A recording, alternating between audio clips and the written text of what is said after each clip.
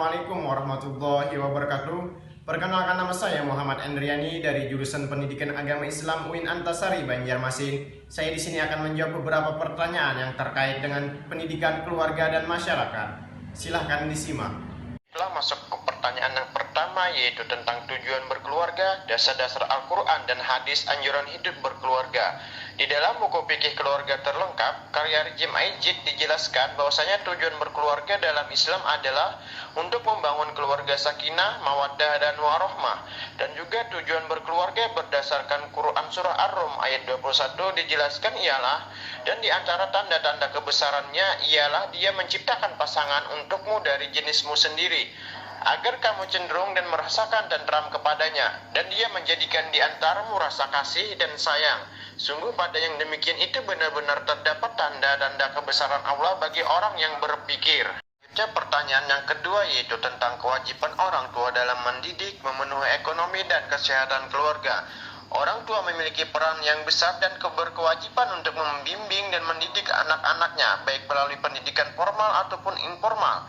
Adapun menurut Abu Ahmad di dalam bukunya yang berjudul Psikologis Sosial yang dikutip oleh Hasbullah, tanggung jawab orang tua terhadap pendidikan anak dalam keluarga yaitu meliputi adanya motivasi atau dorongan yang menjiwai hubungan orang tua dan anak, dan juga pemberian motivasi kewajiban moral, tanggung jawab sosial, serta memelihara dan membesarkan anak-anaknya dan memberikan pendidikan dengan berbagai ilmu pengetahuan yang berguna bagi anak-anaknya tersebut.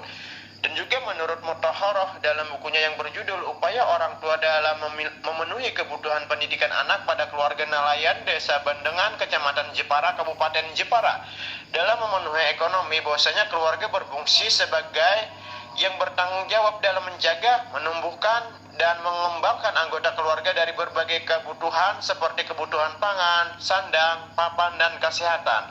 Serta menurut Veronica Komalawati dalam bukunya yang berjudul Tanggung Jawab Orang Tua Atas Kesehatan Anak Penderita Gangguan Jiwa sebagai Hak Asasi Manusia dalam jurnal Galuh Justisi, yang mana orang tua itu merupakan pihak yang pertama dan bertanggung jawab atas terwujudnya kesejahteraan anak baik secara rohani, jasmani maupun sosial.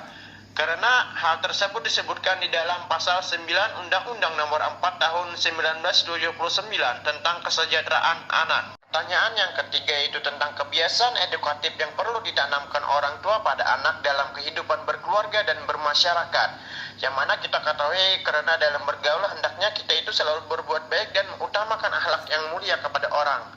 Dan juga menurut Nikmatul Hasanah dan kawan-kawan dalam bukunya yang berjudul Pergaulan dalam Islam, kebiasaan edukatif yang perlu ditanamkan oleh orang tua kepada anak-anaknya itu seperti mencari teman yang baik, saling menghormati dan menghargai, menyikapi teman sebagai saudara, tidak membeda-bedakan masalah agama, tidak membedakan status, dan tidak membedakan jasmani, serta tidak membedakan suku, bangsa, dan ras. Selanjutnya ke pertanyaan yang keempat yaitu tentang metode pendidikan anak sebelum lahir dan balita, yang mana menurut Kusnul Wardati dalam bukunya yang berjudul Pendidikan Pranatal Menurut Islam, adapun metode yang dapat dilakukan oleh orang tua yaitu seperti rajin membacakan doa, menjalankan ibadah baik ibadah sunnah ataupun wajib, serta membacakan ayat-ayat Al-Quran dan hadis, selalu berzikir, berdialog dengan orang, dan mengikuti kajian taklim.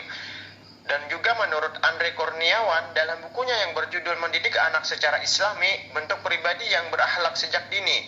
Adapun metode masa balita itu seperti bangunkan waktu subuh sejak balita kepada anak tersebut, berikan lingkungan pergaulan dan pendidikan secara Islami, jangan egois kepada anak, perkenalkan batasan aurat pada anak sejak dari dini, ajarkan nilai Islam secara langsung, dan jadilah sahabat setia bagi anak tersebut. Dan yang kelima yaitu tentang metode pendidikan anak pada masa anak-anak dan masa remaja.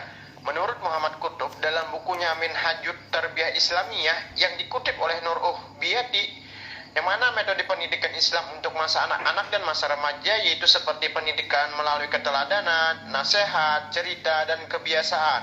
Adapun menurut Mansur dalam bukunya yang berjudul Pendidikan Anak Usia Dini dalam Islam, yang dapat diberikan keluarga pada anak usia remaja itu seperti pendidikan agama ataupun keimanan, pendidikan akhlak ataupun moral, pendidikan intelektual ataupun akal, pendidikan psikis ataupun sosial. Pertanyaan yang keenam yaitu tentang metode pendidikan anak menjelang masa dewasa, yang mana menurut Cucu Arumsari dalam bukunya Renungan Pranikah, ada beberapa metode yang dapat membantu orang tua dalam mendidik anak menjelang dewasa, seperti berikan contoh yang baik kepada anak, ciptakan suasana Islami melalui pendidikan dan pergaulan, membiasakan membangunkan anak pada waktu subuh, ajarkan anak untuk selalu membawa peralatan sholat, ajak anak berwisata Islami, kenalkan batasan aurat pada anak sejak dari kecil, dan mendidik anak pra menikah.